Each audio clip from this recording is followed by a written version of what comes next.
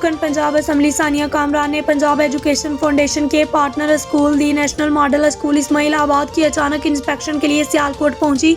تو انہوں نے کہا کہ پنجاب میں پنجاب ایجوکیشن فاؤنڈیشن کے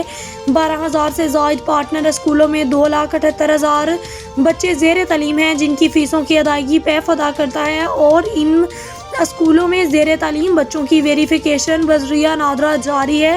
تصدیق کے بعد ان اسکولوں کو فنڈز جاری کیے جا رہے ہیں۔ رکن پنجاب اسمبلی ثانیہ کامران نے کہا کہ پیف کے پارٹنر اسکولوں کی ہر ماہ باقاعدگی سے مانیٹرنگ کو یقینی بنایا جائے گا، جس کا مقصد اسٹوڈنٹس اسکولز کا خاتمہ ہے، جس کی بدولت پیف کے فنڈ سے حقدار بچوں کی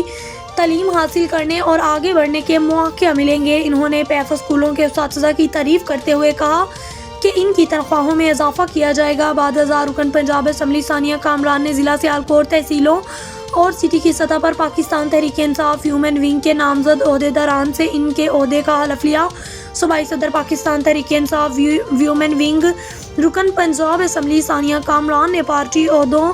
کا حلف لینے والی خواتین کو مبارکباد دیتے ہوئے کہا کہ پاکستان تحریک انصاف کی حکومت میں وطن عزیز ترقی کی منازل طے کر رہا ہے۔ انہوں نے کہا کہ صوبائی صدر کی حیثیت سے میری یہ کوشش ہے کہ وہ صوبہ، ڈویژن، ضلع اور تحصیل کے صدر پر ویومن ونگ کو بھرپور فعال بناؤ۔ انہوں نے کہا کہ کوئی بھی معاشرے میں خواتین کے حقوق کو نظر انداز کر کے ترقی کی منازل طے نہیں کر سکتا۔ اس موقع پر general secretary P T I central Punjab Rubina Shaheen Begum, Imtiaz Uddin Dar, city صدر Talat Gumman, city general secretary Nabila Mushtaq, deputy general secretary central Punjab Lubna Tabassum سمیت ضلعی اور